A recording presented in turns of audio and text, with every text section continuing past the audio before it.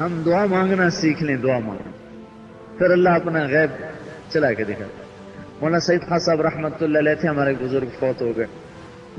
ہاں جی، میں نے ان کا دسترخوان چلتے دیکھا جیسے بادشاہ بھی نہیں چلا سکتے۔ 6 سال میرے ان کے ساتھ کب سے گزرا، اور شام تک جو پیسہ آتا تھا میرے ہاتھوں سے لاکھوں روپے انہوں نے تقسیم کروائے، اس کو دے دو، اس کو دے دو، اس کو دے دو، وہاں دے دو، وہاں دے دو۔ یہ نہیں، میرے کو جمع کر لیتے تھے پھر وہ آگے کے لیے رکھتے تھے ایسے۔ کینیا میں وہ اپنے کپڑے تقسیم کرتے رہے، ایک جوڑا تن پہ رہ گیا، ایک پیچھے رہ گیا دھونے کا۔ تو وہ ایک آدمی کہنے لگے یہ جوڑا اس کو دے دو۔ تو ہمارے ساتھی ہیں جاوید، انہوں نے کہا جی بھائی یہ آخری ہے، ایک آپ نے پہنا ہوا ہے، یہ دوسرا ہے، ایک تو رکھیں، ایک دھویا جائے دوسرا پہنا جائے۔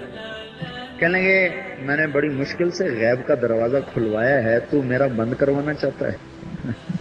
تو میرا بند کروانا چاہتا ہے؟ دے دو اس کو۔ دے دیا۔ جوہانسبرگ کے ایئرپورٹ پر اترے تو وہاں ایک آدمی پہلے سے 6 جوڑے تیار کر کے لایا ہوا تھا۔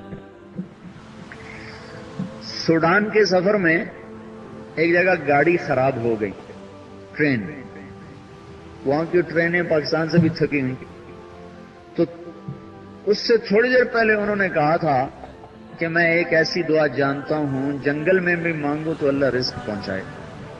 وہ گاڑی جنگل میں کھڑی ہو گئی، 1 گھنٹہ، 2 گھنٹہ، 3 گھنٹے، 8 گھنٹے کھڑی رہی۔ اب ساری جماعت کو لگی بھوک، ان کا حضرت اب وہ دعا مانگے، ہمیں تو بھوک لگی، ملتا کچھ ہے نہیں۔ تو دعا تو قرآن کی ہے، قرآن یہی ہم بھی پڑھتے ہیں، صحابہ نے بھی پڑھا تھا۔ تو انہوں نے موسیٰ علیہ السلام والی دعا پڑھی، رب انی لما انزلت الی من خیر فقیر، اے اللہ میں تیری خیرات کا بھوکا۔